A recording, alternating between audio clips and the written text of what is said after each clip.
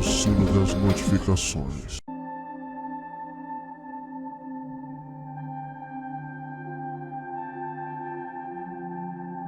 A crença na ressurreição é um dos dogmas centrais do cristianismo. Desde os primeiros séculos, foi proclamada como a maior das esperanças e a garantia da redenção final. Mas há algo que a grande maioria dos fiéis não sabe. Essa doutrina não nasceu no judaísmo, e muito menos com Jesus. Suas raízes são antigas, bem mais antigas, e sua construção teológica foi influenciada por tradições estrangeiras. De onde veio essa ideia de que os mortos podem voltar à vida? De onde surgiu a crença em um julgamento final e uma ressurreição universal? Se formos honestos e seguirmos as evidências, veremos que a ressurreição não foi uma revelação exclusiva da Bíblia, mas uma fusão de influências persas, babilônicas, ugaríticas e egípcias, misturadas ao pensamento judaico e, mais tarde, adotadas pelo cristianismo. As provas estão nos textos antigos, do Avesta persa ao primeiro livro de Enoque, do segundo livro dos Macabeus ao livro do profeta Daniel, passando pelas epístolas cristãs e até pela carta de Clemente de Roma. Prepare-se, pois o que você está prestes a descobrir pode transformar radicalmente a maneira como você entende a ressurreição.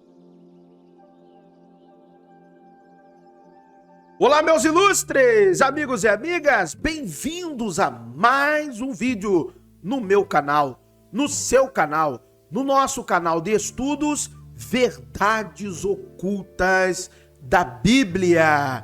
Você que ainda não é inscrito, se inscreva no canal, deixa aquele like no vídeo, curte, comenta, compartilhe. Isso é importante para o crescimento da família VOB. E também torne-se membro do canal a partir de R$ 4,99 e tem acesso a toda a minha biblioteca pessoal. Tem o plano iniciado, R$ 4,99, Ilustres da Ordem e Grãos Mestres da Ordem. E também, não se esqueça, eu já lancei o livro O Inferno Não Existe. Está disponível na Amazon e também na Booktube. O link está na descrição. E vamos a mais esta super aula aqui no canal Verdades Ocultas da Bíblia, falando acerca do mito da ressurreição. A semente da ressurreição, o Avesta e a purificação pelo fogo. O Avesta, o conjunto de escrituras sagradas do zoroastrismo, já descrevia um julgamento final, onde os mortos seriam restaurados à vida. No livro de Bundahrish, parte do Avesta, encontramos uma passagem que ecoará séculos depois nos escritos cristãos. No fim dos tempos, um rio de metal fundido atravessará a terra. Os justos passarão por ele como se fosse um banho quente, mas os ímpios serão atormentados. Nesse momento, os mortos se levantarão e os justos serão reunidos com Ahura Mazda. Na chegada de Saoshyant, eles preparam a ressurreição dos mortos, como está escrito, que Zaratustra perguntou a Ormaques: assim, de onde um corpo se forma novamente, que o vento carregou e a água transportou, e como ocorre a ressurreição? Se isso soa familiar, não é coincidência. Essa descrição lembra fortemente a purificação pelo fogo do juízo final, descrita no livro do Apocalipse, onde os ímpios são lançados em um lago de fogo. A ideia de um julgamento baseado na ressurreição, com os justos recompensados e os ímpios condenados, não existia no judaísmo primitivo, mas aparece repentinamente em textos judaicos após o contato com a Pérsia no século VI, antes da Era Comum.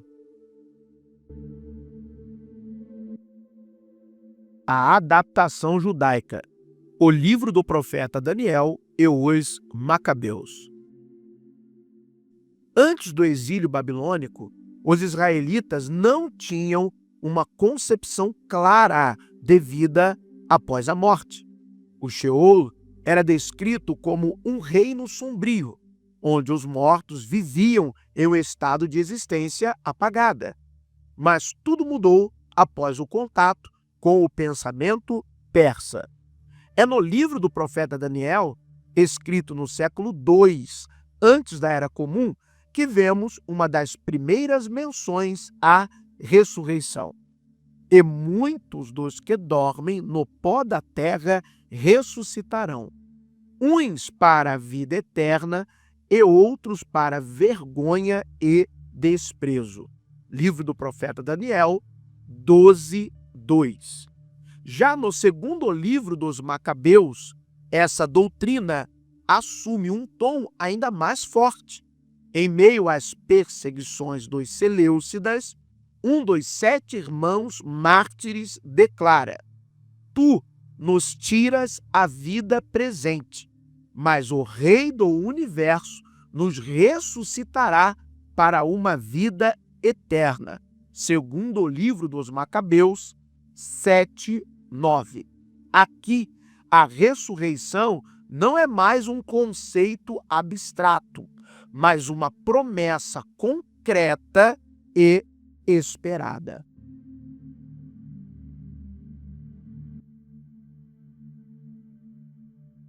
O primeiro livro de Enoque, o anjo da ressurreição.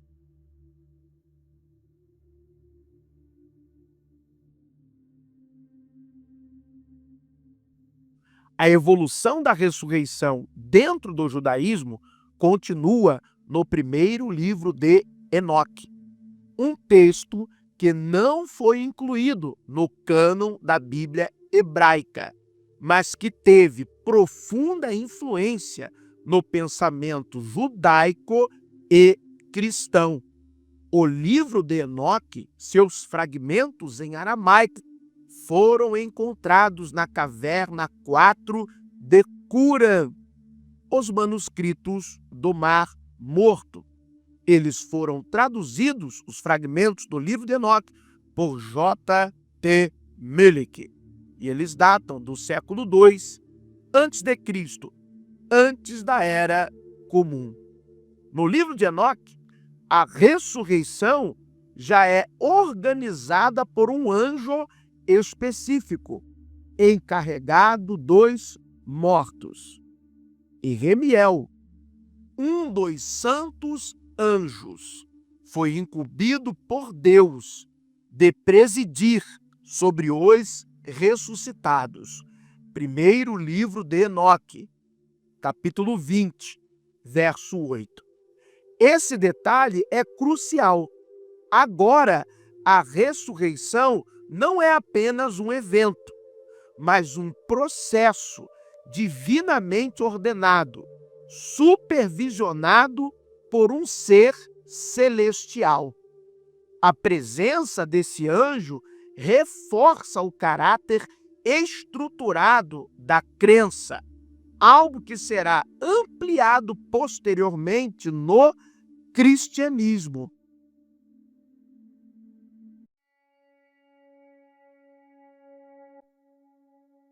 Os deuses que ressuscitam: Ugarit, Egito e Roma.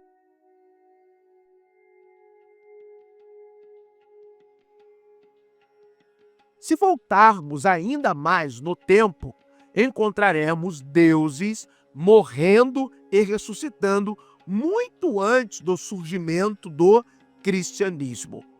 Nestes textos ugaríticos descobertos em Raichanra, há o mito do deus Baal, que desce ao submundo após ser derrotado por Mot, o deus da morte. Em uma versão do mito, Baal é ressuscitado através de uma visão de El, o deus El. Sua irmã e esposa, Anat, triunfa sobre o deus Mot, em vingança à primeira derrota de Baal, e espalha seus pedaços pela terra. O ciclo de Baal lembra os festivais sazonais em sua homenagem, uma clara ligação entre ressurreição e a renovação da fertilidade na terra. No Egito, temos a figura de Osíris, assassinado por seu irmão Sete, desmembrado e depois restaurado à vida por Ísis, que o reconstrói e gera Horus, o filho vingador. Na tradição greco-romana, Dionísio e Mitra também passam por morte e renascimento, ligados a rituais de iniciação e renovação espiritual. As semelhanças entre esses mitos e a história da ressurreição de Jesus são impossíveis de ignorar. Todos compartilham um mesmo padrão. Um ser divino ou semidivino morre violentamente. Ele desce ao mundo dos mortos. De alguma forma, retorna à vida. Esse retorno traz renovação ou salvação. Isso revela que a narrativa cristã não é um fenômeno isolado, mas a adaptação de um arquétipo mitológico antigo.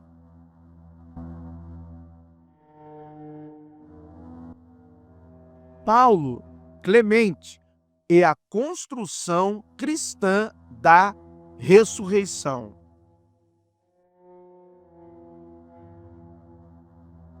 Quando chegamos ao Novo Testamento, a ressurreição se torna a base do cristianismo.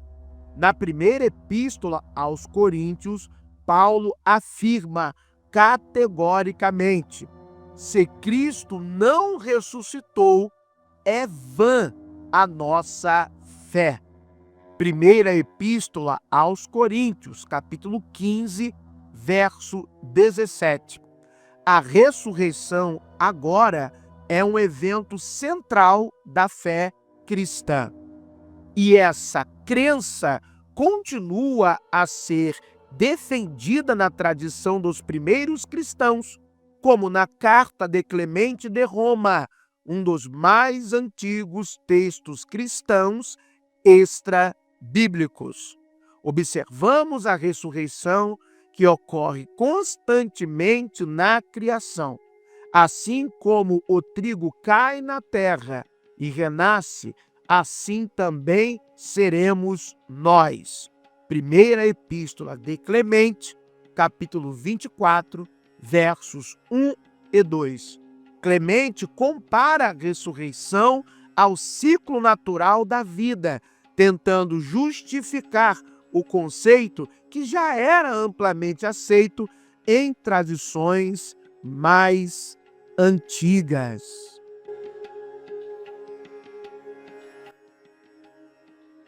Conclusão: a ressurreição é um mito adaptado.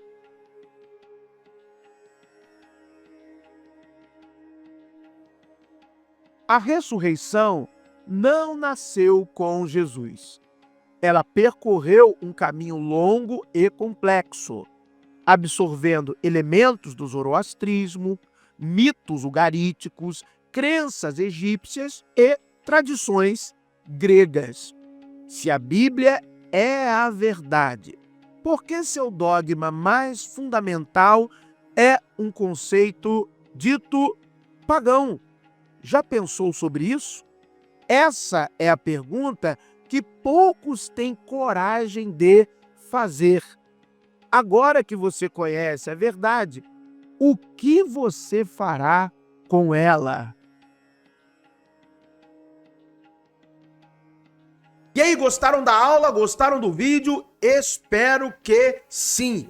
Além do meu livro O Inferno Não Existe, disponível na Amazon e na Booktube, e que o link está na descrição deste vídeo, também eu já lancei 2 e-books aqui no canal. Primeiro, o e-book Os Muitos Jesuses da História, um e-book fantástico, sensacional, em que eu mostro paralelos do personagem Jesus do Novo Testamento com outros personagens também com o nome Jesus, que viveram naquele período entre as eras, século I antes da Era Comum e século I depois da Era Comum. E também tem o e-book O Deus da Guerra, Ordens de Extermínio na Bíblia, onde eu demonstro claramente e fazendo também uma exegese diversos episódios do Antigo Testamento que sim, Deus mandou exterminar povos inteiros, desde homens, mulheres, até crianças. Então não perca tempo, adquira as obras do VOB, ajude o canal a crescer. Muito obrigado por terem assistido a mais este vídeo no canal Verdades Ocultas da Bíblia. Que o verdadeiro Deus abençoe a todos. Calma, meu amigo ateu e agnóstico. Se você não crê, não acredita em um Deus, para mim está tudo certo, estou sendo sincero. Desejo do fundo do meu coração que a sorte e a fortuna lhe acompanhem. But if I lay down and I play dead and I stay dead, maybe you'll get sick of being the monster out of my head, under my bed. Think you're something out of my nightmares, standing right there. But if I lay down and I play dead and I stay dead, then will you get bored of killing me? Silhouettes of you are like a taunt. Never really know just what you want. With you I don't ever feel calm. I can feel the sweat